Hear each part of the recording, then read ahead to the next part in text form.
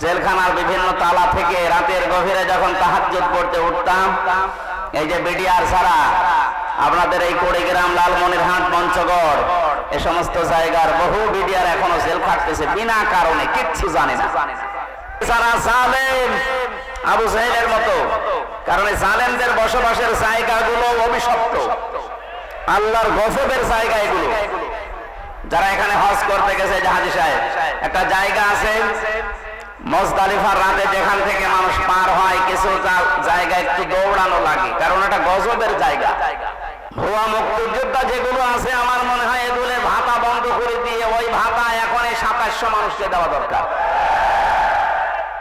না করে তুমি আন্দাজে এটাই বলছো যে হুজুর আমার হাত বাঁধা ছিল, কি ছিল? এখন আমার হাত খোলা আছে, আমি এখন ওপেন, এখন আমি ন্যায় বিচার করতে পারবো বা করতে পারছি। আমরা চাই এক লোক বিয়ে করে বাসর ঘরে বউ রেখেছে, দাদি শাশুড়ি যে বলছে, ওই নাতির বউ আমি কিন্তু পুতি চাই। ঠিক আছে, আমার সময় দেবেন? শাশুড়ি এসে বলছে, বৌমা আমার নাতি চাই। মা আপনি সময় দেবেন না, কেবল আমি আসলাম, আপনার ছেলের সাথে আমার দেখাও হয়। আর দেবর এসে বলছে, ভাবি কি করবা আমরা জানি না, আমাদের কিন্তু ভাতিজা চাই। ঠিক আছে। স্বামী এবার বাসর ঘরে এসে বলছে, বউ আমার কিন্তু বেবি চাই। বউ আবার মুখ তুলে বলছে, তো বংশ কি সব পাগল, এখন আমার কিছুই হইল না, 10 মাস 10 দিন যাবে, সংসার হবে, এরপরে তো কারো বেবি, কারো নাতি, কারো ভাতিজা, নাকি আমি ফেলাচ্ছি লোক করে সঙ্গে আসবো। দায়িত্ব দিয়েছি, অন্তত 10 মাস 10 দিন সময় তো দেবেন, কেবল 1.5 মাস। সংস্কার আরম্ভ হয়েছে, জালেমরা থাকবে না ইনশাল্লাহ, একটা জালেমও থাকবে না, সবগুলোকে চেয়ার থেকে নামিয়ে এখানে নতুন মানুষকে ফেস করা লাগবে। সম্মানিত মা বোন যারা এসেছেন, 6 জন নারীকে আপনার আদর্শ বলে ঘোষণা এসেছে হাদিস কোরআনে। তার 1 নম্বরে হযরতে খাদিজাতুল কুবরা রাদিয়াল্লাহু তাআলা আনহা, তাকে আল্লাহ সালাম দিয়েছিলেন যে কারণগুলোতে, তার অন্যতম কারণ তিনি স্বামীকে সাহায্য করতেন, ইসলামের পথে চলতে, ইসলাম কায়েম করতে, ইসলাম প্রচার করতে। যারা সাহায্য করেন স্বামীকে, যারা স্বামীর জন্য পাহারায় থাকেন, সব সময় স্বামীকে সাহায্য দোয়া করেন, তারা খাদিজাতুল কুবরার সাথে জান্নাতে থাকতে পারবেন। আল্লাহ আমাদের মা বোনদেরকে খাদিজার মতো জীবন অনুসরণ করার তৌফিক দিন। জেলখানার ভেতরে যে সমস্ত কওমি আলেমরা ছিল, মাওলানা শাখাওয়াত হোসেন রাজি, মাওলানা মামুনুল হক, এনাদের উপরে তো এদেশে কওমি মাদ্রাসার আর পরিচিত আলেম নেই। তাদের পাশাপাশি তো ছিলাম 3 বছর জেলখানায়। তারা এই লোকটাকে ঘৃণা করে। যেই দিন এ পৃথিবীর যে সমস্ত জালেমদের তালিকা বের হয় মাঝে মাঝে, তার ভেতরে যেটা পালিয়ে গেছে এটার নাম আছে। 850 বছর আগে লক্ষণ সেন পালিয়েছিল, আর 850 বছর পরে পালিয়েছে এইটা। এতদিনের ভেতরে পৃথিবীর ইতিহাস কেউ ক্ষমতা ছেড়ে পালিয়েছে আমরা শুনি নাই, কোন জায়গায় পড়ি নাই, কিন্তু এই যে নিজে দেখলাম।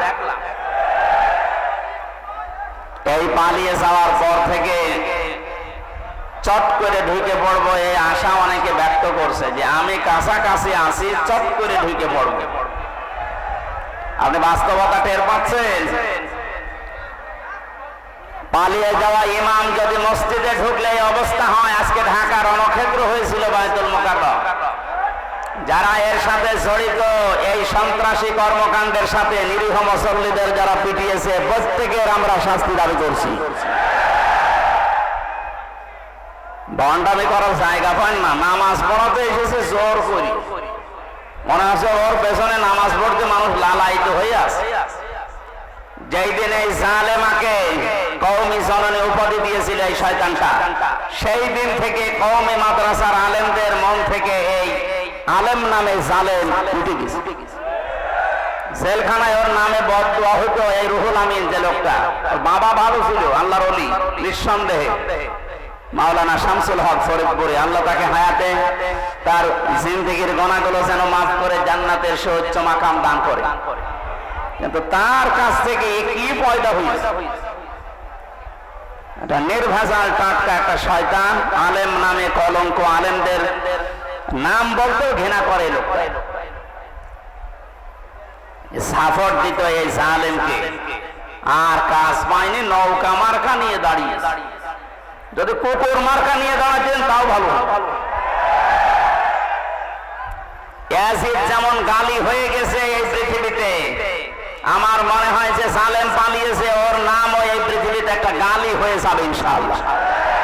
কারণ কত মানুষের চোখের পানি হা শব্দ লেগে আছে। জেলখানার বিভিন্ন তালা থেকে রাতের গভীরে যখন তাহাজ্জুদ পড়তে উঠতাম, এই যে বিডিআর ছাড়া আপনাদের এই কুড়িগ্রাম, লালমনিরহাট, পঞ্চগড় এ সমস্ত জায়গার বহু বিডিআর এখনো জেল খাটতেছে বিনা কারণে, কিচ্ছু জানে না। একজন মুরব্বীকে দেখতে পেয়েছিলাম, বলছে হামজা ভাই আমার আর 1 মাস পরে চাকরি শেষ হয়ে যেত, অথচ 13-14 বছর আমি জেলে আছি, কিচ্ছু জানি না, আল্লাহর কসম।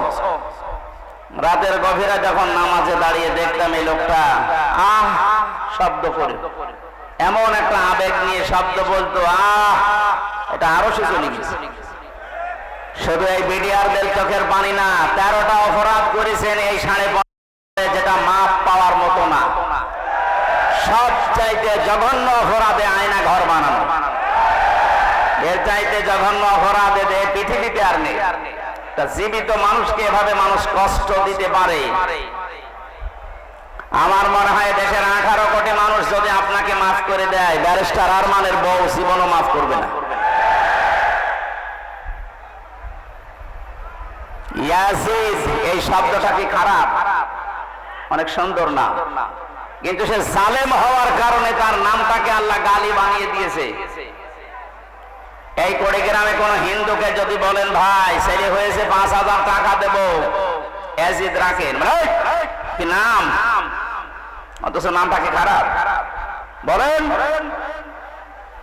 এর মতো এত সুন্দর নাম যদি গালি হয়ে যায় জুলুম করার কারণে, আপনার নাম যতই সুন্দরী হোক, আপনার নামটাও গালি হবে 1 আর 2। আবু সাহেলের যে বাড়ি আপনারা দেখতে পান কাবা শরীফের পাশে, এর চাইতে দামি জায়গা কি আর আছে দুনিয়ায়? কাবার পাশে শুধু জালেমের বসবাস ছিল ওই জায়গায়, ওখান থেকে দুর্বিসন্ধি করতে হবে বিরুদ্ধে, ইসলামের বিরুদ্ধে, সাহাবীদের বিরুদ্ধে। এ কারণে আবু জেহেলের বাড়ি এখন ইন্টারন্যাশনাল পায়খানা। কথা বলেন না কেন? আজ বাংলাদেশ সহ বিশ্বে যারা জালেম আবু জেহেলের মতো, কারণ জালেমদের বসবাসের জায়গাগুলো অভিশপ্ত, আল্লাহর গজবের জায়গা এগুলো।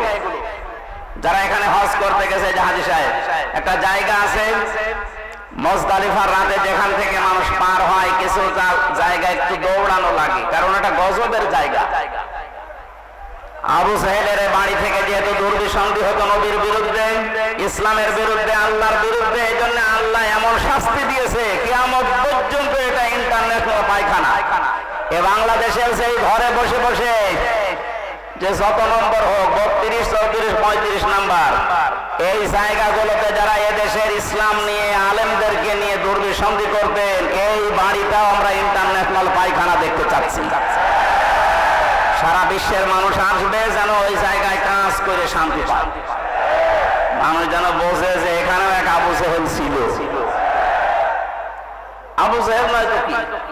অনেকে মনে করে উনি হজ করেছে হাজী সাহেব, আরে ভাই হজ করেছে বাংলাদেশ থেকে যে, আর আবু জেহেল কাবা শরীফের সভাপতি ছিল। সুতরাং আপনারা কি কে বলবেন আমি জানি না, আমার দাবি এইটাই, এবং বহু আলেম এই মতে দিয়েছে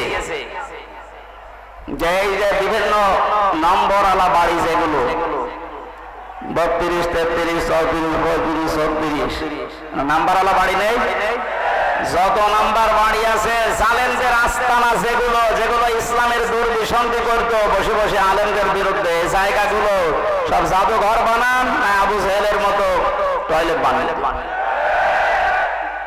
আমি কাবা শরীফ ঘোরার ছিলাম উপর দিয়ে, জায়গা পাইনি নিচ দিয়ে, হঠাৎ শেষ করে 7 পাক মারার পরে আমার অবস্থা খারাপ। আমি ওই আবু জেহেলের যে বাড়ির পাশে, আমি জানতাম না যে ওটা ওর বাড়ি, ওখানে যেয়ে দেখছি আমার পেটে ব্যথা।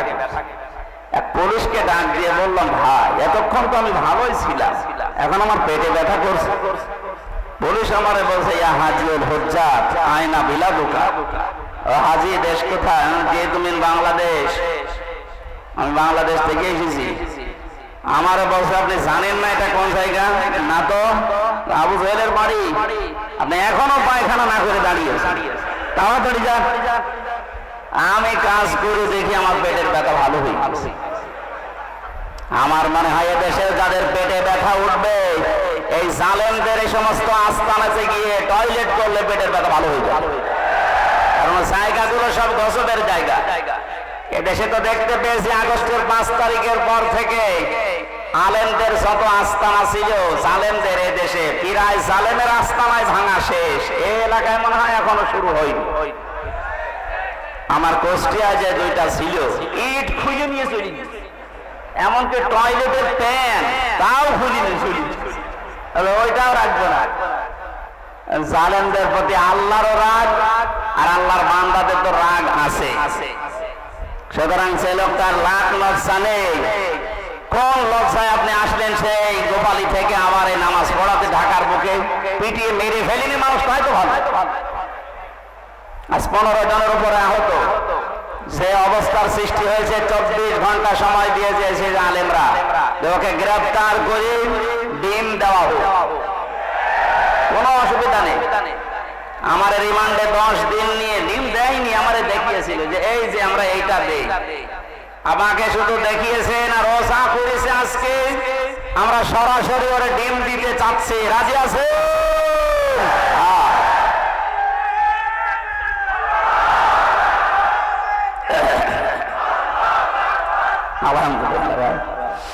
না, জালেমদের আর কোনো ছাড় নেই। মাওলানা মামুনুল হক জানিয়েছেন, এই দেশে যারা জালেম প্রকাশ্য বড় বড় জালেম, যেগুলো 1628 জন বড় বড় জালেমের তালিকা হয়েছে, ওরা আলেমদের তালিকা করত। আমি জেলে বসে আছি কাশিমপুর কারাগারে গাজীপুরে, আর আমার নামে তালিকা করেছে 116 জনের নাম শোনেননি? তার ভেতরে আমার নাম। আমি বলছি আমি জেলে, আর আমার তালিকা হয়ে যাচ্ছে। এদেশে 1628টা চেয়ার ছিল জালেমদের দোসর। এদেরও নামগুলো তালিকা করে করে কুড়িগ্রাম রাজারহাট মোড়ে মোড়ে টাঙিয়ে দেবে। কিয়ামতের আগে যেন এদেশে কোনো জালেম আর ফিরে আসতে না পারে। চট করে ঢুকে পড়বে। ওর ইমাম শুধু চট করে ঢুকে কি দাবড়ানি খেয়েছে দেখতে পাচ্ছেন? আপনি আসেন, আপনাকে দিয়ে অনেকে ডুগডুগি বাজাবে, বিশেষ করে রংপুরের আবু সাইদের মা। আমি কয়েকদিন আগে গিয়েছিলাম, ওর বাবা বলছে আমার এই ছেলেটা ছোটবেলা থেকেই প্রতিবাদী। আমার বাবা আমার এই ছেলেটাকে যা করেছে, যারাই করেছে, এর সাথে যারাই জড়িত, আমরা সবার বিচার আল্লাহর কাছে দিয়েছি। যেহেতু বিচার আল্লাহর কাছে আছে, আপনি এ সাহস জীবনও করবেন না যে চট করে চলে আসবো। আপনাকে কিন্তু এরকম আবু সাইদের মা, আবু সাইদের বাবা বহু বসে আছে বিভিন্ন জিনিস বানানোর জন্য। আমি বানিয়ে বলছি না, বাস্তব এটা। 1000-এর উপরে মানুষ জীবন দিয়েছে 5 তারিখের আগে। আমার কুষ্টিয়ায় 16 জন, আমার সামনে 14 জন মারা গেছে এক জায়গায়। যে সমস্ত পুলিশ অফিসারদের কথা মতো নিম্নের যে পুলিশ কনস্টেবল যারা, অফিসার যারা এই কাজ করেছিলেন, তওবা করবেন। আর যারা এই বড় বড় এই গরু ঠাকুরগুলো, এদের কোনো মাফ নেই। আজকে একটা ধরেছে আর্মি মশিউ। এই শয়তানকে যদি জেলখানার ভেতরে এই বিএনপি আর জামাতের লোকজন পায়, ওর মনে হয় পিটিয়ে মেরে ফেলবে। কারণ আমি তো দেখেছি ওর উপর রাগ কি মানুষের, একেবারে বান্টু একটা মানুষ। ও বলে নাকি যে বিএনপি জামাতের লোক না মানলে আমার শরীরে জোশ আসে না। এবার নেন আর্মির হাতে পুলিশ, পিটিয়ে সোজা করে ফেলবে। এই জন্য সাধারণ পুলিশ কনস্টেবল যারা, এই মানুষগুলো হুকুমের আসলে দাস ছিল, এদের কিছু করারও ছিল না। তারপরেও এরা আরো নিরপেক্ষ থাকতে পারতো। যে মানুষগুলো হুকুম দিয়েছে, এই যে বেনজির, কিসের বেনজির? ওর কোনো নজির নেই। এই লোকটা সহ এখন যারা জেলখানায় আছে, পুলিশের সাবেক আইজি, এর আগের আইজি, এরপরে কিছু মানুষকে ওএসডি করেছে, আর যারা ধরা পড়তেছে, আর ওই যে হাউং আঙ্কেল আছে, হাউয়াংকে, এইগুলো সহ যেন আমার তালিকা আজকে আমি দেখলাম দুপুরবেলা 180 জনের একটা তালিকা করেছে। এই জালেমদের বড় বড় দোসর যারা প্রশাসনে ছিল, একটাকেও দেশের মানুষ ক্ষমা করবে না ইনশাআল্লাহ। জুলুম করলে আল্লাহ মামলা দেবে তিনি জানিয়েছেন, আর আমরা তো 100টা দেব। আমার ধরার পরে বলেছিল যা যা বলতে বলছে এগুলো যদি না বলেন 50টা মামলা দেব। আমার মামলা কয়েকদিন আগে সব খারিজ হয়ে গেছে, সব খারিজ হয়ে গেছে, কোনো মামলা আর নেই, বেকসুর খালাস। যে জজ ছিল, জজ আমার মামলার এইটা নথি দেখে বলছে কি দেখে বিচার করব, এর ভেতরে কোনো মাল নেই, যা একেবারে 100 ভাগ খালাস করে দিয়েছে। আমি বলতে গেলাম যে আদালত আমার এই মামলা তো 3 বছর আপনার হাতেই ছিল, তখন তো আপনি বলেন যে কোনো মাল নেই, এখন হঠাৎ করে বলছেন কোনো মাল নেই, কি দিয়ে বিচার করবো? মানে এটাই বলতো যে হুজুর আমার হাত বাঁধা ছিল, কি ছিল? এখন আমার হাত খোলা আছে, আমি এখন ওপেন, এখন আমি ন্যায় বিচার করতে পারবো বা করতে পারছি। আমরা চাই 1628টা চেয়ার এই দেশে মেন চেয়ার আছে, প্রত্যেকটা চেয়ার যেন এই জজের মতো হাত খোলা থাকে, আবু সাইদের মতো এভাবে হাত খোলা থাকবে। কথা বলেন ঠিক কিনা? আজকে যিনি ওসি এসেছেন ওনারও এখন হাত খোলা, আগে হাত বাঁধা ছিল, এখন তো হাত খোলা আছে। কিয়ামতের আগে যেন এরকম হাতগুলো আর কেউ বেঁধে দিতে না পারে। কি কথা বলছেন না কেন? আজকে রাত 12:30টার জরিপ দেখেননি?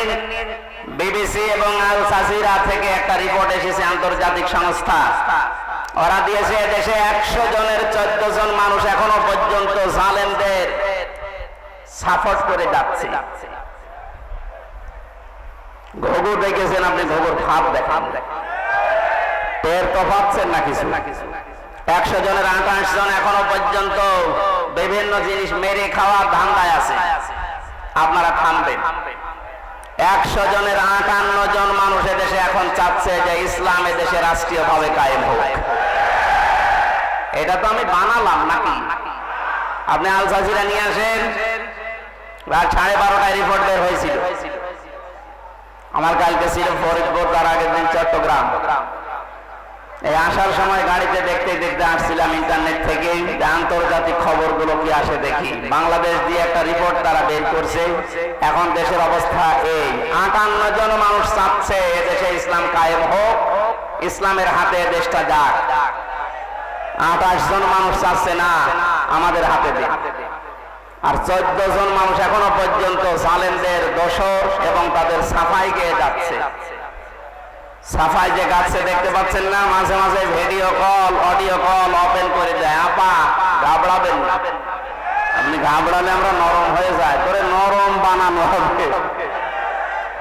এ জেলার 2 জনকে কিভাবে পিটিয়েছে দেখতে পাচ্ছেন না? আমার কুষ্টিয়ার একজনকে এভাবে পিটানোর পরে তার ছেলে দিয়েছে আমার বাবাকে ওরা কুকুরের মতো পিটিয়েছে। কি সুন্দর স্ট্যাটাস দেখেছে যে আমার বাবাকে ওরা কুকুরের মতো পিটিয়েছে। এখন নিচে বলবেন সুবহানাল্লাহ না আলহামদুলিল্লাহ। জালেমদের প্রতি কারো মায়া নেই, আল্লাহরও মায়া নেই, রাসূলের মায়া নেই, কারণ এরা সবার শত্রু। জালেমরা তার নিজেরও শত্রু, জালেমরা তার নিজেদের শত্রু। কিয়ামতে জালেমরা তার এই আঙ্গুল পর্যন্ত কামড়াতে থাকবে, চিবিয়ে খেয়ে ফেলবে। তারা ফুরকানের ভেতরে আছে। এই জন্য জুলুম যারা করেছেন আপনার দুনিয়া শেষ, আখিরাত তো শেষ আগে। আমরা এই ময়দানে এসেছি দল মত জাতি বর্ণ ধর্ম নির্বিশেষে দেশটাকে স্বাধীন করার জন্য। যেমন কোন দল ছিল না, বাংলাদেশ জামাতে ইসলামীর কেন্দ্রীয় আমির ডাক্তার শফিকুর রহমান কয়েকদিন আগে ঘোষণা দিয়েছেন দেশ স্বাধীন করার জন্য যারা জীবন দিয়ে গেল, এখনো 2700 মানুষ হাসপাতালের বেডে কাতরাচ্ছে। এরা কোন দলের মানুষ না, এরা এই দেশের সম্পদ। এরা কি কোন দলের মানুষ? সবগুলো দেশের সম্পদ। এরা জাতির শ্রেষ্ঠ সন্তান। যদি মুক্তিযোদ্ধা বলতে হয় এদেরকে বলা যায়। ভুয়া মুক্তিযোদ্ধা যেগুলো আছে আমার মনে হয় এগুলো ভাতা বন্ধ করে দিয়ে ওই ভাতা এখন এই 2700 মানুষকে দেওয়া দরকার। কিছু না করে তুমি আন্দাজে আল্লাহ আমাদেরকে আজকে সূরা আহজাব থেকে কিছু কথা তাফসীর আকারে শোনার তৌফিক যেন সামনে দেন। যাদেরকে নিয়ে আসলেন কষ্ট করে যারা বসে আছে বলেন আলহামদুলিল্লাহ, বলেন জোরে আলহামদুলিল্লাহ। দরুদ আর সালাম পড়ছি আমাদের নবী মানবতার মহান শিক্ষক মুহাম্মদ রাসূলুল্লাহ সাল্লাল্লাহু আলাইহি ওয়াসাল্লামের প্রতি। রবিউল আউয়াল মাস এটা আমি আলোচনা করতে চেয়েছিলাম সূরা আরাফ থেকে, দেখলাম না এটা রবিউল আউয়াল মাস চলছে, কিছু কথা বলা দরকার এই মাস সম্পর্কে। এই যে বিশ্ব নবী মুহাম্মদ রাসূলুল্লাহকে আল্লাহ এই মাসে পাঠিয়েছিলেন, যেহেতু বাংলাদেশ, ভারত, পাকিস্তান এই সমস্ত দেশে কিছু ভেজাল আছে, নবীর জন্মের পক্ষে কিছু মানুষ আনন্দ করতে আছে, আর কিছু মানুষ নবীর সিরাত সুরাত তার আদর্শ নিয়ে আনন্দে আছে। আমরা দুইটাই চাই, কারণ একটা মানুষের জীবনী লিখতে হলে জন্ম ছাড়া লেখা যাবে? বলেন বলেন। তাহলে নবীজির জন্ম যেই দিন থেকে ওই দিন থেকে আমরা আরম্ভ করব। মুহাম্মদ রাসূলুল্লাহকে আল্লাহ যখন পৃথিবীতে পাঠিয়েছিলেন, এই খুব খেয়াল করে শুনবেন, আমি গতানুগতিক কথা বলছি না। আল্লাহর নবীকে যেদিন এই পৃথিবীতে আল্লাহ পাঠান, মিলাদ বলা হয়। এই যে ঈদে মিলাদুন নবী অনেকে অনুষ্ঠান পালন করে। ঈদ মানে আনন্দ, মিলাদুন নবী মানে নবীর জন্মের আনন্দ। নবীর জন্মের কি, যারা এই এলাকায় মনে হয় এগুলো একটু কম আছে, চট্টগ্রাম সিলেটে বেশি যারা এগুলো করছেন, একটা তথ্য বলছি এবার। এই পৃথিবীতে দুইজন মানুষ নবীজির আপন চাচা ছিল, তারা আবু লাহাব আর আবু তালেব। দুইজন আপন চাচা না?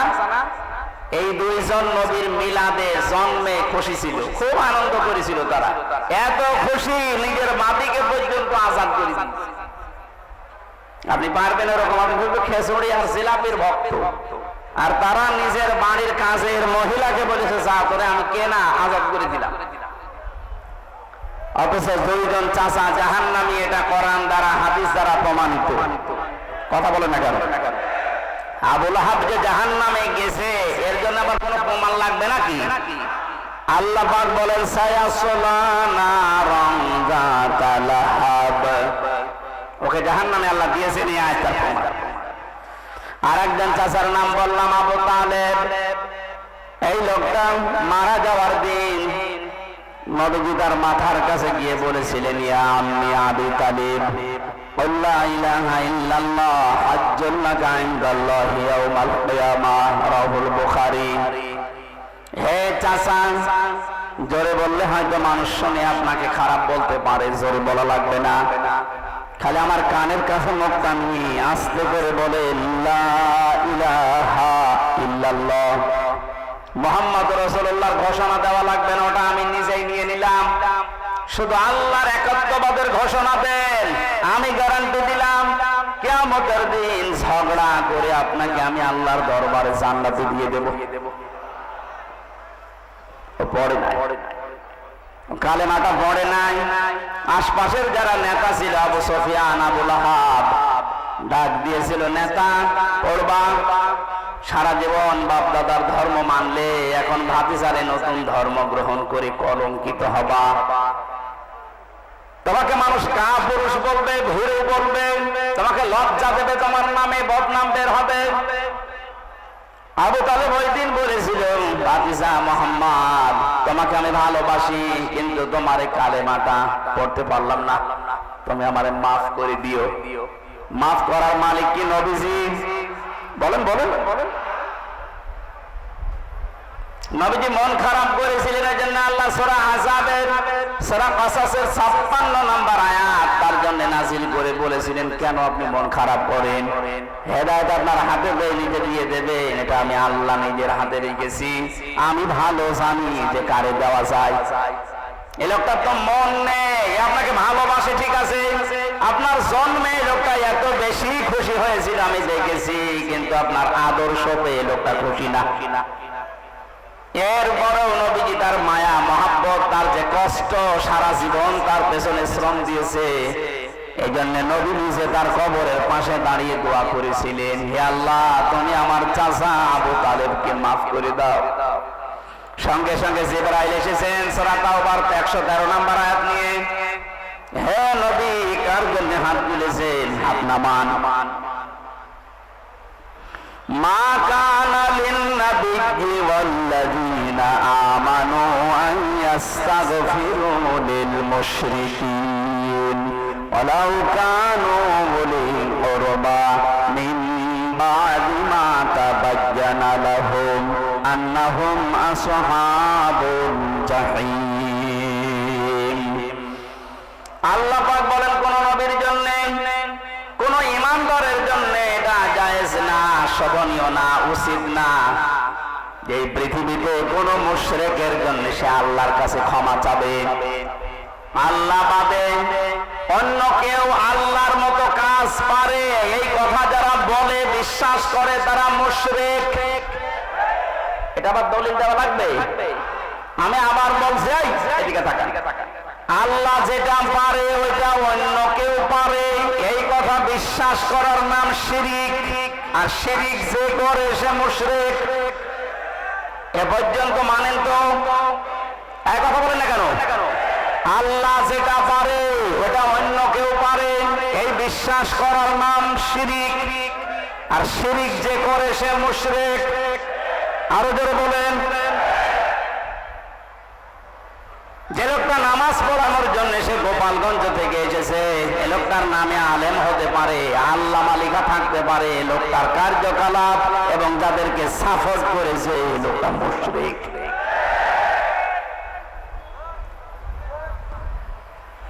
জালেমের পক্ষে যদি কেউ অবস্থান নেয়, তিরমিজি শরীফের হাদিস, নবীজি বলেন কিয়ামত পর্যন্ত কোন মানুষ যদি কোন জালেমকে সাপোর্ট করে, ভালোবাসে, সমর্থন জানায়, সে আমি নবীর উম্মত থেকে বের হয়ে যায়।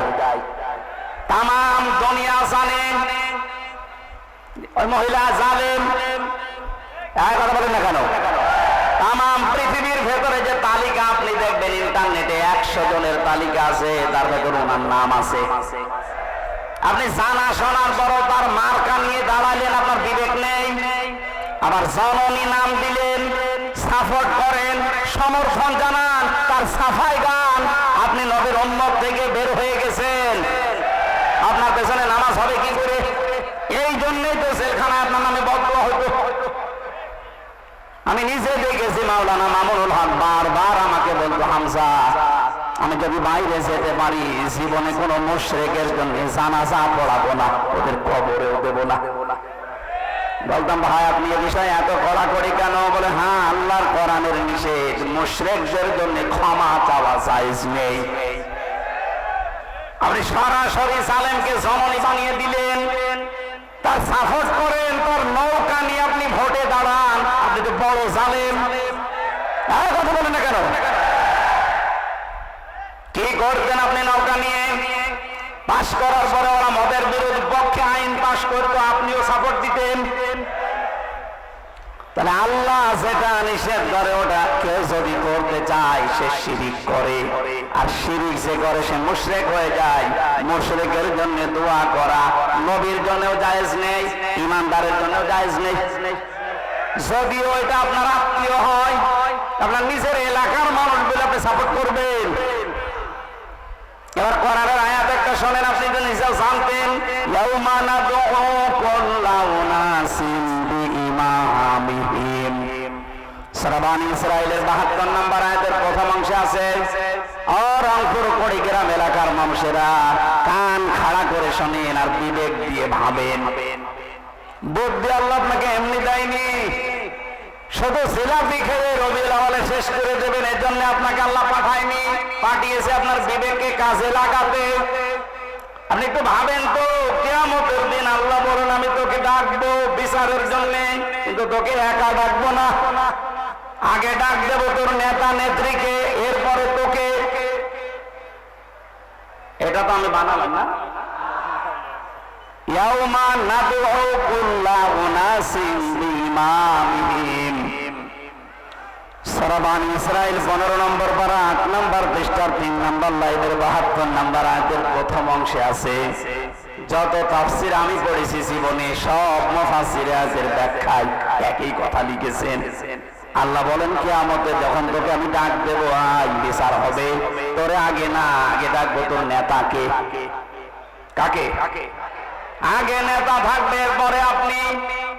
বিবেক যদি থাকে বলেন তো, আপনি যে নেতার নেতৃত্ব মেনে চলেন, যাকে আপনি আদর্শ মনে করেন, তার পেছনে স্লোগান দেন, যাকে ভোট দেবেন বলে আপনি আশা করে আছেন, এই লোকটা যদি আপনার সামনে থাকে, আপনি তার পেছনে, আপনার কি মনে হয় যে আল্লাহ আপনাকে মাফ করবে?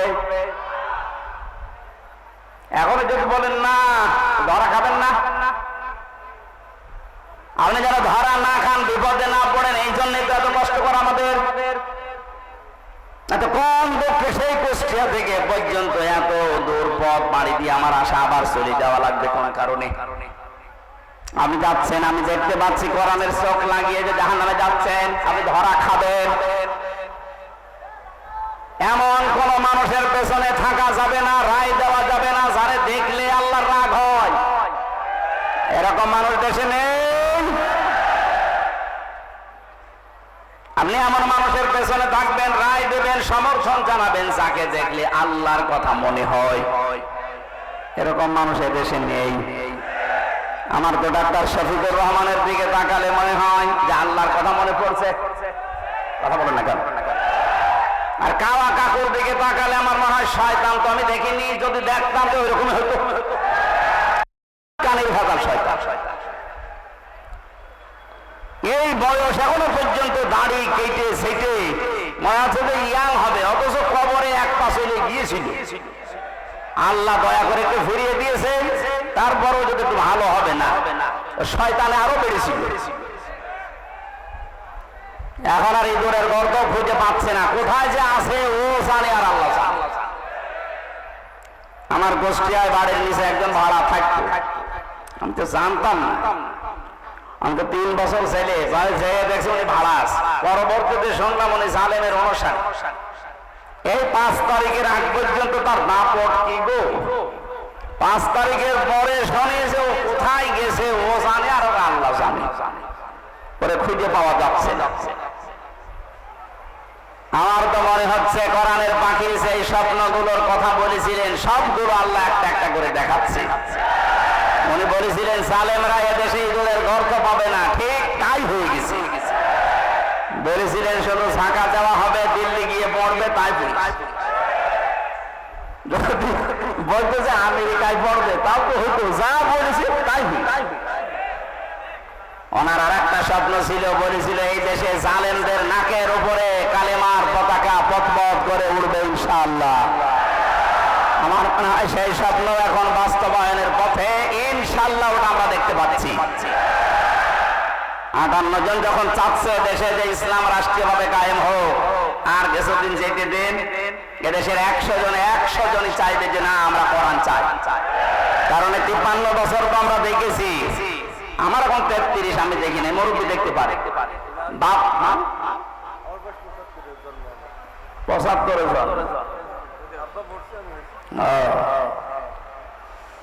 যারা মুরব্বী আছে তারা দেখেছেন বাবা চালিয়েছিল, দুর্ভিক্ষে মানুষ মারেছে। এই দুর্ভিক্ষ হয়েছিল না? আমরা তো পড়েছি। স্বামী চালিয়েছিল দেশ, চাচা চালিয়েছে আপনাদের চাচা, ভাবি চালিয়েছিল, বউ চালালো দেখলাম। এখন শুধু বাকি আছে আল্লাহর এই কোরআন দিয়ে দেশটা চললে কেমন দেখা যায়, এটা আমরা দেখতে চাই না। আমার জীবনের সবচাইতে বড় আশা এটা।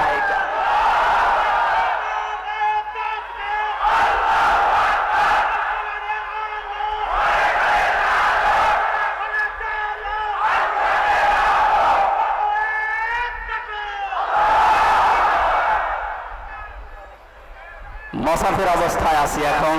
মুসাফিরের দোয়া আল্লাহ ফেরত দেয় না। বড় আশা নিয়ে বলছি, মাবুদ হাজার লক্ষ মানুষকে নিয়ে তোমার দরবারে মোনাজাত করছি, জীবনে শুধু চর্মচোখে এটা যেন দেখতে পারি যে কালাম দিয়ে বাংলাদেশের 56,000 বর্গ মাইল চলছে। ওটা একটা মিনি জান্নাত হয়ে যাবে, আপনি টের পাচ্ছেন না তাই। অনেকে যারা লাল পানি খায়, যারা বাবা খায়, যারা আকিস বিড়ি খায়, এখানে তৈরি হয় না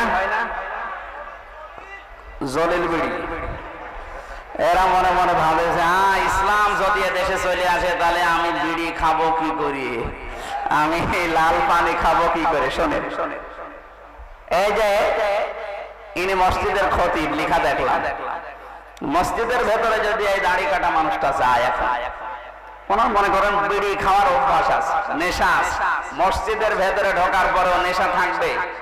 যদি নেশা লাগেও সে পরিবেশ মসজিদে খেতে পারবে?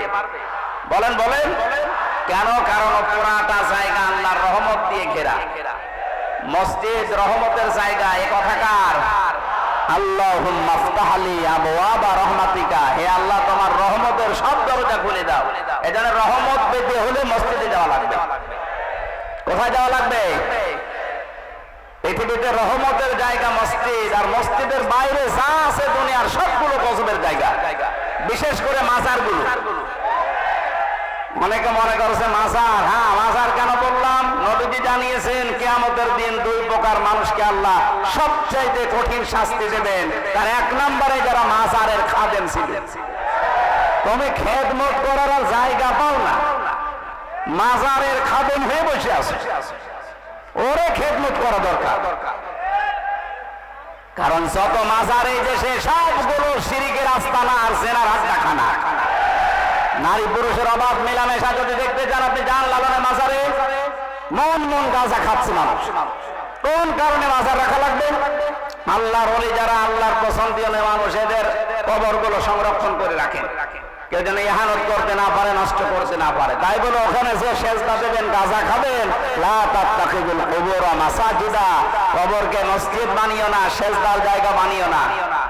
এই ঘোষণা শোনার পরেও যারা সেজদা দেয়, কোন কারণে ওকে রাখতে হবে বলেন? এই কারণেই তো হক্কানি আলেমরা বলছে মাজার গুড়িয়ে দাও, কোনো দরকার নেই।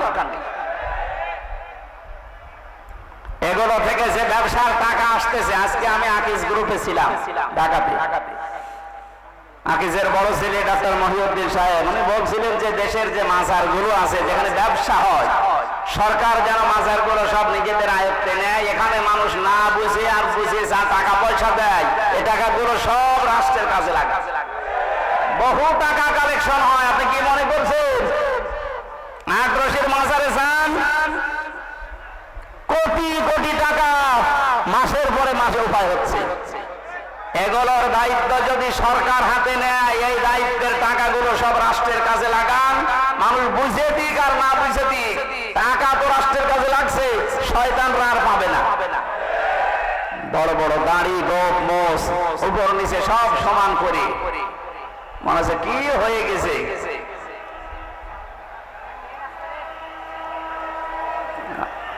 সাবধানে থাকবেন, ট্রেন আসতেছে।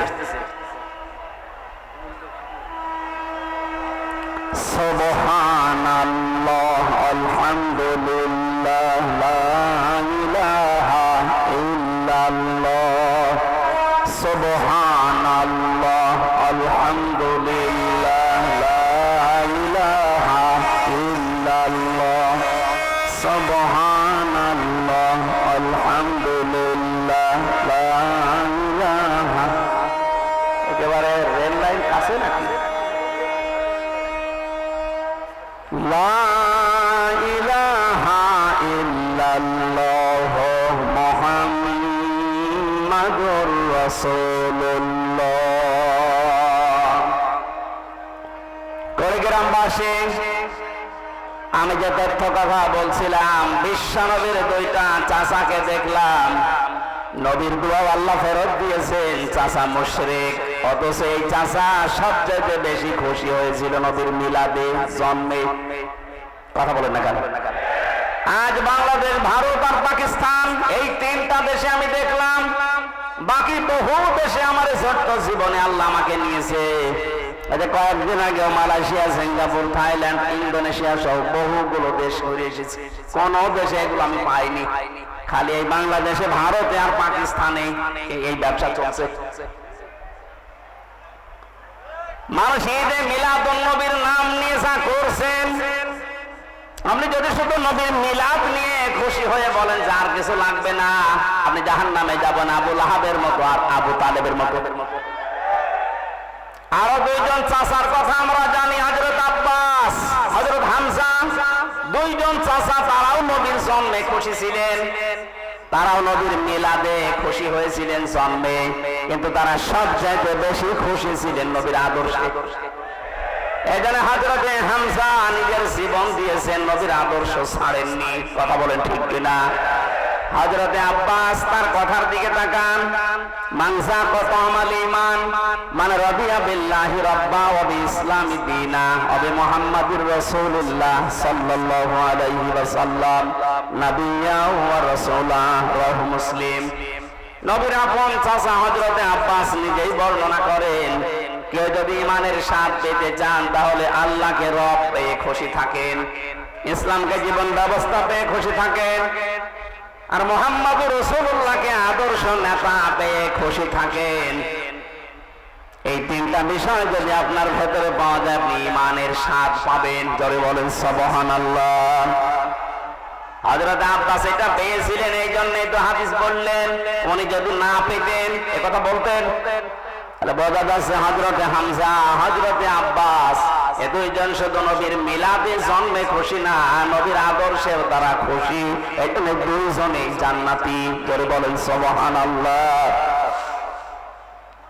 নবীদের জন্ম থেকে আমরা শুরু করছি, বিশ্ব নবী মুহাম্মদুর রাসূলুল্লাহর 1 থেকে শুরু করে 40 বছর পর্যন্ত পুরা আরব জাহানে তাকে মানুষ ডাক দিত মুহাম্মদ ইবনে আব্দুল্লাহ, আব্দুল্লাহর বেটা মুহাম্মদ। এ পর্যন্ত ঠিক আছে না? 40 বছরের আগে কেউ কি তাকে রাসূলুল্লাহ বলেছে? না। যদিও তিনি সেই জীবনে তৈরি হওয়ার পর থেকে যখন আল্লাহ তাকে বানিয়েছে, এই দুনিয়া তৈরি হওয়ার আগে তার নূর বানানো, ওই সময় থেকে তিনি রাসূল, কিন্তু ঘোষণা হয়েছে 40 বছর বয়সে। এই জন্য 1 থেকে 40 বছর পর্যন্ত আপনি যদি তাকে না মানেন আপনি জাহান্নামে যাবেন না, কিন্তু 40 থেকে 63 এই 23 বছরের 1 সেকেন্ডে যদি কেউ অস্বীকার করে সে জাহান্নামী। এটা তো আমি বানিয়ে বলছি না।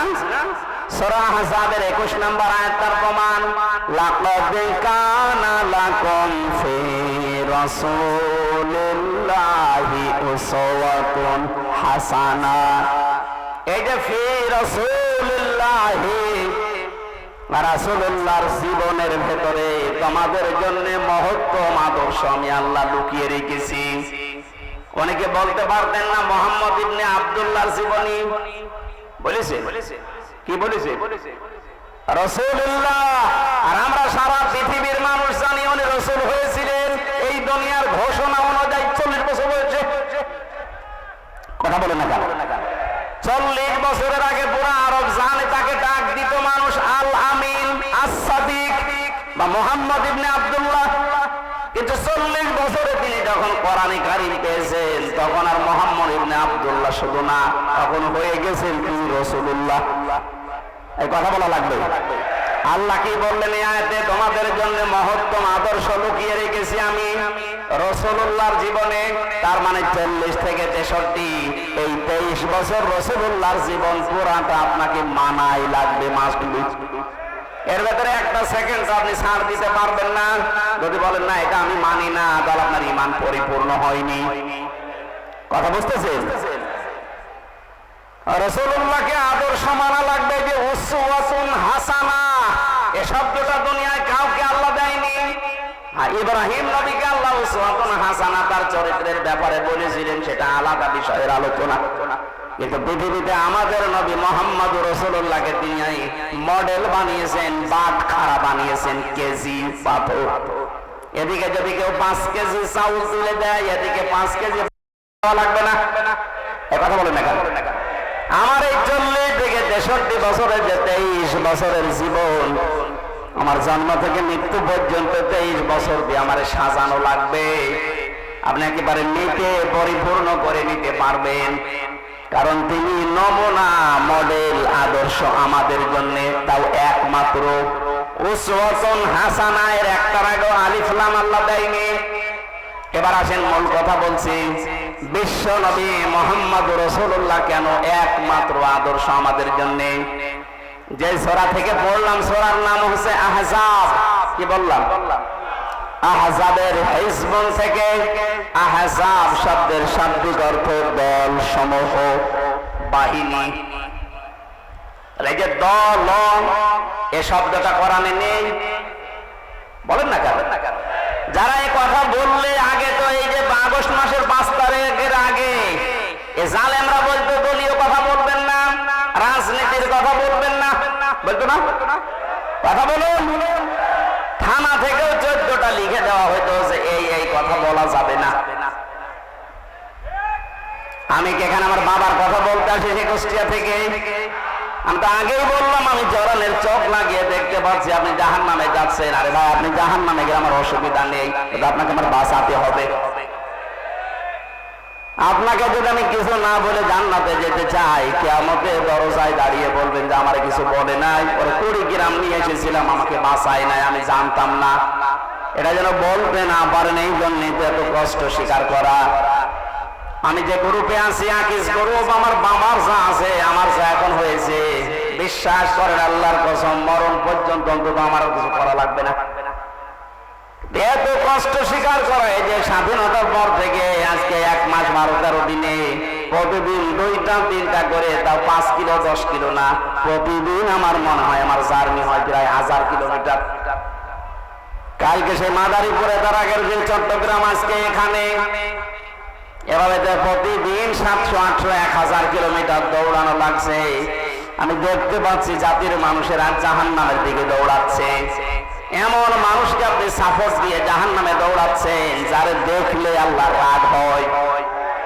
আপনি যেন বাঁচতে পারেন, এই জন্যই বলছি দলের কথা বললে আপনার রাগ হয়। আপনি যে দল করেন, দলই আপনাকে জাহান্নামে নিয়ে যাবে। দলের কথা কোরআনে যদি নাই থাকে তাহলে আয়াতগুলো আপনি বাদ দিয়ে দেবেন।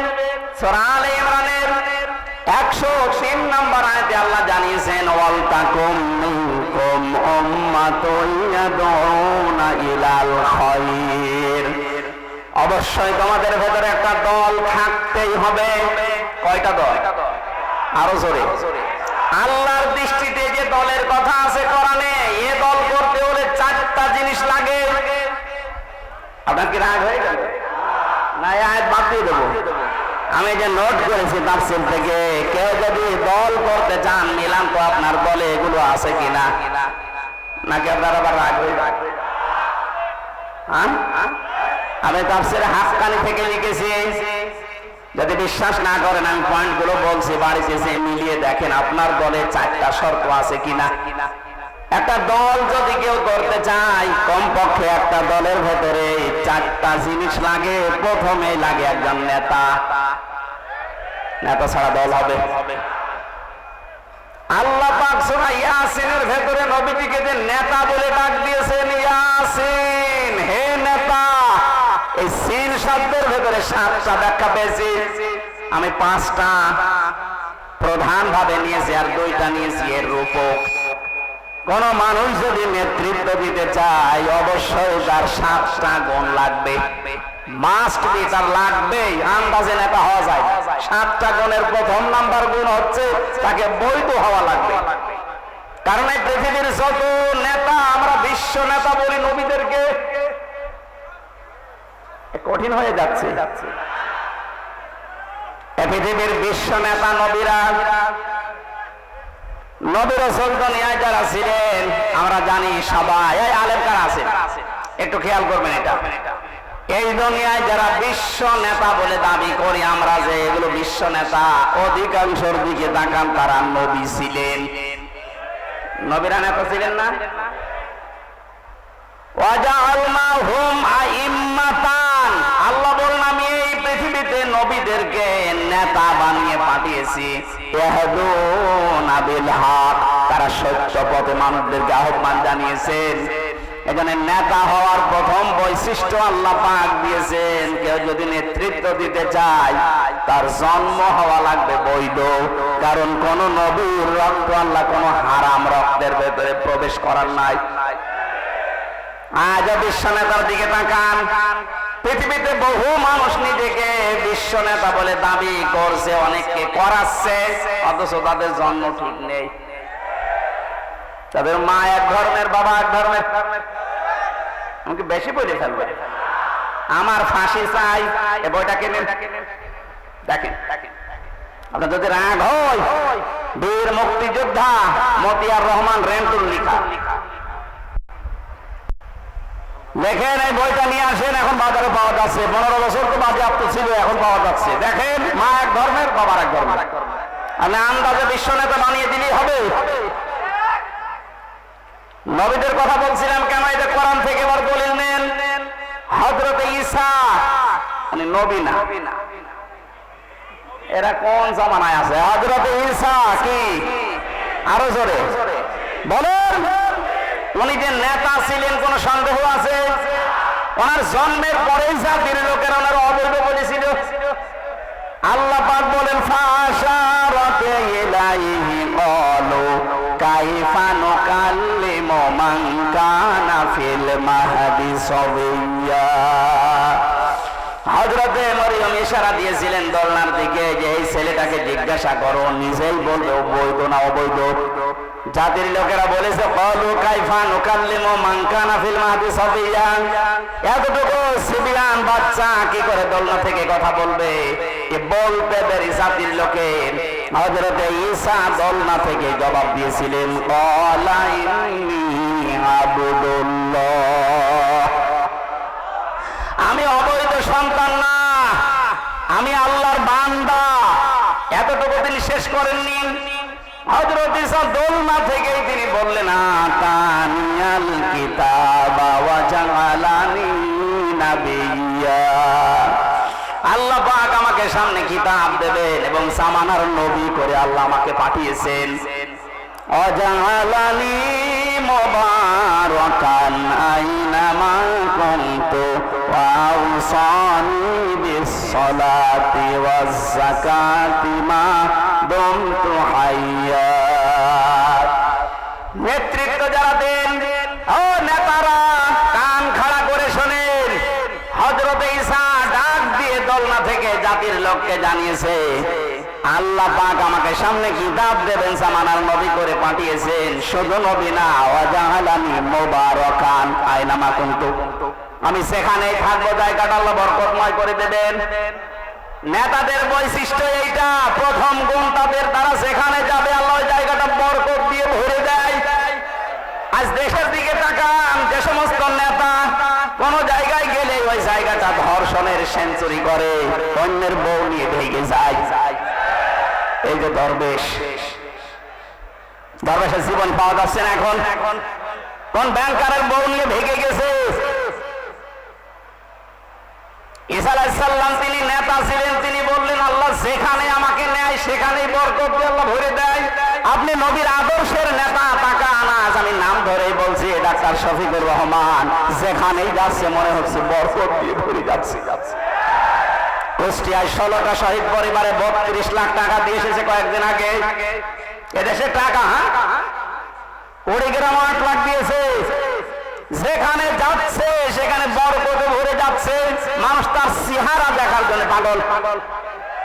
টাকালা লোক নেই দেশে। দরবেশের মতো মানুষ 32 না 36,000 কোটি টাকা, 33 এমন নেতা যেখানে যায় শুধু মারিং, শুধু কাটিং। আর এমন মানুষকে আমরা দেখতে পাচ্ছি যেখানে যাচ্ছে বরকত দিয়ে ভরে যাচ্ছে। আপনি নেতা খুঁজে পান না, আন্দাজে লাফান। যেখানেই যাবে নেতা, তার কোয়ালিটি এটা, জায়গাটা আল্লাহ নিজে বরকত দিয়ে ভরে দেবেন।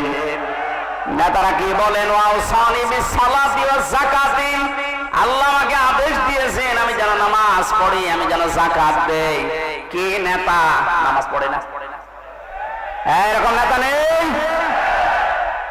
রাজশাহীর অধ্যাপক মুজিবুর রহমান জামাতের নায়েবে আমির, উনি ঘোষণা দিয়েছেন, এই দেশে যদি কেউ নামাজ না পড়ে, কেউ যদি সম্পদের যাকাত না দেয়, ওকে ভোট দেবেন না।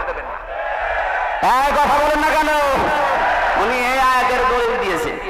যে নেতা ছিলেন হযরত ঈসা, তিনি জাতির লোককে বললেন আমি আদেশ পেয়েছি যে নামাজ পড়া লাগবে, যাকাত দেওয়া লাগবে। কতদিন?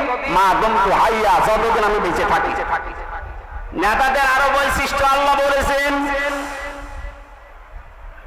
ওয়াবাররাম বিওয়ালিদাতি ওয়া লাম ইয়াজআলনি জাব্বারান শাকিয়্যা। বলেন আল্লাহু আকবার। আমার মনে হয় কোরআনের এই কথাগুলো একটু বানিয়ে বানিয়ে বলছি। আলেমদেরকে তারা জিজ্ঞাসা করেন বানাচ্ছি কিনা। সবগুলো তাফসীর থেকে আমি পড়ে এসেছি। নেতারা তাদের মা বাবার ভক্ত হয়। এমন নেতা তাকান, ঢাকাতেই পড়ে আছে সারা জীবন, মা বৃদ্ধাশ্রমে কাটায়। এদেশে নেই, নাম ধরা লাগবে। কিসের নেতা আপনি? নেতৃত্ব দেওয়ার জন্য 4-7টা কোয়ালিটি লাগে। তার 1 নম্বরে নেতারা হবে বৈধ সন্তান এবং বৈধভাবে নেতৃত্ব দেবে। এই 15.5 বছর যারা নেতৃত্ব দিয়েছে অধিকাংশগুলো অবৈধ। এই জন্য আমরা সময় দিতে চাচ্ছি, যারা দায়িত্বে আছেন একটা সম্মানজনক সময় নিয়ে এমন একটা সংস্কার করে দেন তাড়াতাড়ি, যেন দিনের ভোট হাতে না হয়। কথা বলে না কেন? তাড়াহুড়া করে যদি তাদেরকে নামিয়ে বলে না ভোট দিয়ে দেন, কি হবে? ওই দিনের ভোট রাতে হয়ে যাবে। কারণ যারা আছে এখনো পর্যন্ত জালেম বসে আছে চেয়ারে। কথা বলে না কেন? 100 জনের 65 জন জালেমকে বদলি করা হয়েছে। এখনো পর্যন্ত 35টা জালেম চেয়ারে আছে। এদেরকে আমরা সময় দিচ্ছি, তাড়াতাড়ি নামিয়ে দেন। কোন জালেম যেন চেয়ারে না থাকে, কারণ এগুলো ক্যান্সার। এগুলো থাকলে আবার দিনের ভোট রাতে করে ফেলবে।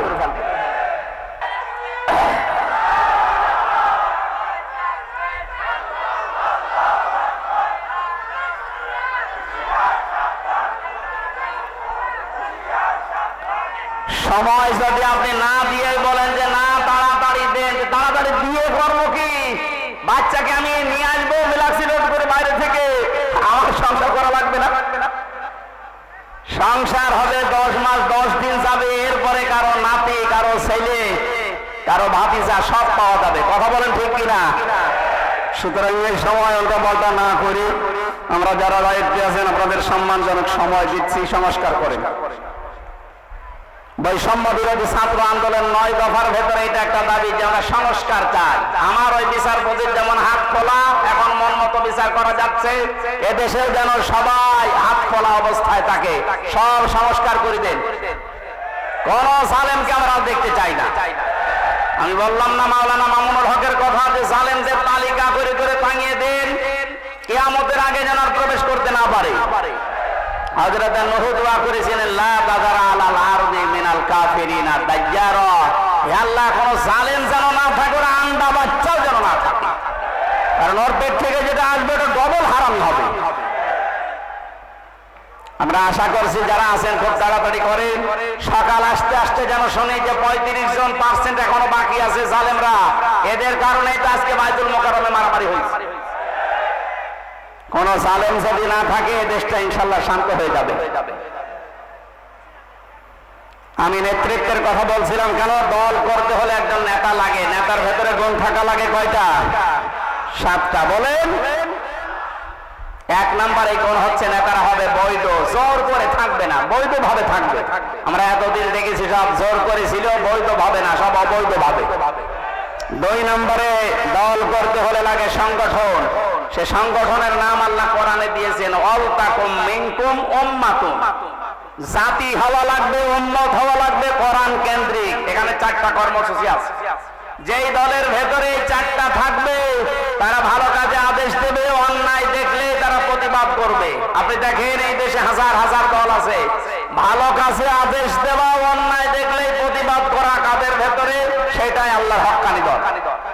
মানে আন্দাজে নিজে হক্কানি দাবি করে। 3 নম্বরে বেশি প্রতীক লাগবে। প্রতীক হয় সুন্নতি প্রতীক নেওয়া লাগবে আপনার। এই পৃথিবীতে আমার মনে হয় ন্যায় বিচারের মানদণ্ড যেটা দাড়িপাল্লা, টুপি, এর ভেতরে আরো 5টা পেয়েছি আমি। দাড়িপাল্লা, টুপি, এগুলো সব ন্যায় বিচারের প্রতীক। সুন্নাত আল্লাহর নবীর আদর্শের ভেতরে এগুলো ছিল। যদি আপনার মার্কা নিতে হয় এরকম মার্কা নেবেন। হয় টুপি মার্কা নেন, নাই দাড়িপাল্লা মার্কা নেন। 4 নম্বরে পেয়েছি আমি অফিস লাগে। এ পৃথিবীতে দল করতে হলে অফিস লাগে না? আমাদের অফিস আছে, আমাদের অফিসের নাম মসজিদ। আমাদের অফিসের নাম কি? যাদের আনাগোনা মসজিদের সাথে, যাদের সম্পর্ক মসজিদের সাথে, এমন এমন দল আমরা পাই। মসজিদ তো দূরের কথা, কোনদিন পূর্ব থেকে পশ্চিম দিকে আছাড় খেয়েও পড়ে না। ও যদি আছাড় খেয়ে পড়েও তো দিল্লির দিকে পড়ে, মানে পশ্চিম দিকে পড়বে তো না। আমাদের এই অন্তরটা ঝুলিয়ে রাখা লাগবে কিসের সাথে? মসজিদের সাথে। বলেন বলেন বলেন। নবীজি বলেন যার অন্তর সবসময় মসজিদের সাথে ঝুলে থাকে, এক ওয়াক্ত নামাজ পড়ে বের হয়ে যায়, আবার কখন নামাজ পড়তে যাবে এরকম মন যার, এই লোকটাকে কিয়ামতে আরশের ছায়া আল্লাহ নিজে স্থান দিয়ে দেবেন। জোরে বলেন সুবহানাল্লাহ। তাহলে অনুসরণ করা লাগবে মোহাম্মদ ইবনে আব্দুল্লাহকে না রাসূলুল্লাহকে? আল্লাহর নবীকে অনুসরণ করলে 27টা উপকার হয় দুনিয়া আখিরাত মিলে। কয়টা? আরো জোরে বলেন। 1 নম্বরে আল্লাহ পাক বলেন এই পৃথিবীতে একজন মানুষকে আমি পাঠালাম যাকে অনুসরণ করলে জীবনের গুনাহগুলো মাফ হয়ে যায়। قُلْ إِن كُنتُمْ تُحِبُّونَ اللَّهَ فَاتَّبِعُونِي يُحْبِبْكُمُ اللَّهُ وَيَغْفِرْ لَكُمْ ذُنُوبَكُمْ اللَّهُ غَفُورٌ رَّحِيمٌ। সূরা আলে ইমরানের 31 নম্বর আয়াতে আছে, ইবনে কাসিরে পাবেন। হে নবী আপনি বলেন যদি আল্লাহকে ভালোবাসি এ দাবি করো তাহলে আমার অনুসরণ করো। আমার অনুসরণ যখন থেকে আরম্ভ করবা ওই সময় থেকে আল্লাহ 2টা পুরস্কার দেবে। 1 নম্বরে জীবনের গুনাহগুলো মাফ করে দেবে, 2 নম্বরে জান্নাতি বলে ঘোষণা দিয়ে দেবে। এবার আমার প্রশ্ন, অনুসরণ করা লাগবে নবীকে পূর্ণাঙ্গ না আংশিক? না না, এদিকে তাকান। এই যে ফাত্তাবিউনি, আমার অনুসরণ করো, এ কথা বলতে নবীজি বলেছেন অনুসরণ কি আংশিক না পূর্ণাঙ্গ? আমাদের অনুসরণ কি আংশিক হয় না পূর্ণাঙ্গ?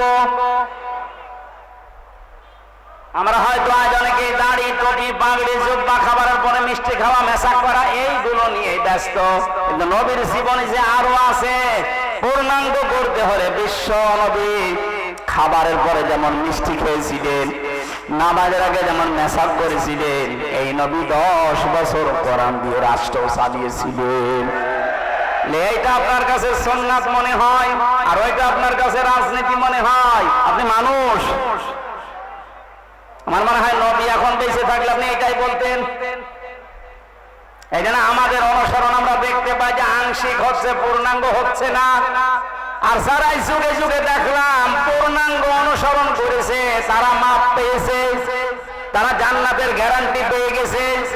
আর যারা পূর্ণাঙ্গ অনুসরণ না করে আংশিক অনুসরণ করেছে তারা জাহান্নামী, তারা মাফও পায়নি, জাহান্নামে গেছে। তার প্রমাণ আব্দুল্লাহ ইবনে উবাই। এই লোকটার অনুসরণ পূর্ণাঙ্গ না আংশিক? আংশিক ছিল। ও পুরা জীবন আমি পড়েছি আব্দুল্লাহ ইবনে উবাইয়ের পুরা জীবনের ভেতরে আমার এক জায়গায় শুধু ত্রুটি পেয়েছি, ইসলাম দিয়ে কোরআন দিয়ে দেশ চলুক এইটাও চাইতো না। তাছাড়া বাকি সব অনুসরণকে পেয়েছি আমি। রাসূলের পেছনে নামাজ পড়তো, রাসূলের মতো দাড়ি রাখতো, জুব্বা গায়ে দিত, কাবা শরীফ তাওয়াফ করতো নবীর সাথে, হজে গিয়ে ইফতারি করতো নবীর সাথে, নবীজির কথা মতো নিজের নাম, বাবার নাম, ছেলের নাম, নাতি ছেলের নাম সব আব্দুল্লাহ রেখে দিয়েছে। কিন্তু এক জায়গায়ও কোনোদিন চাইনি যে ইসলাম দিয়ে মদিনা চলুক। এটা কেউ দুনিয়ার কাজ মনে করতো, রাসূলের পেছনে থাকতো না। আল্লাহ নবী এইটা কায়েম করার জন্য উহুদে যাচ্ছিলেন, তখন 300 লোক নিয়ে ভেগে গিয়েছিল। আজ যদি আপনার অনুসরণ এরকম আংশিক হয়, ওর জন্য আল্লাহ দিয়েছিলেন ওয়ালা তুসাল্লি আলা আহাদিম মিনহুম, হোম আছে হোম, এটা জমির বহু বছর। আব্দুল্লাহ ইবনে উবাইয়ের নাম যদি আল্লাহ দিয়ে দিতেন তা আমরা কোনো চিন্তায় থাকতাম না, কারণ হোম দিয়ে আমরাও ঝামেলায় আছি। আল্লাহ বলেন শুধু এর না, এর মতো যারাই আসবে দুনিয়ায়, যারা শুধু আংশিক অনুসরণ করে পূর্ণাঙ্গ না, হেনবি আপনি তাদের জানাজা দূরের কথা কবরের পাশে তোলাবেন না। আমার মনে হয় কোরআনের আয়াত যদি আজ নাজিল হওয়ার সিস্টেম থাকতো, বাংলাদেশে বহু মানুষের নামে আয়াত নাজিল হয়ে যেত। হয় না, কে বলেছে যে হোম আছে, হোম দিয়ে আপনি এর ভেতরে আছেন। যাদের অনুসরণ আংশিক হয়, শুধু পূর্ণাঙ্গ হয় না। আল্লাহ আমাদেরকে যে 27টা বিষয় আমি আজকে নোট করেছি আয়াত থেকে, তার একটা প্রমাণে রাসূলকে অনুসরণ করা লাগবে একমাত্র, কেবলমাত্র, শুধুমাত্র এই জন্যে, কারণ তাকে অনুসরণ করলে জীবনের গুনাহ মাফ হয়ে যায়।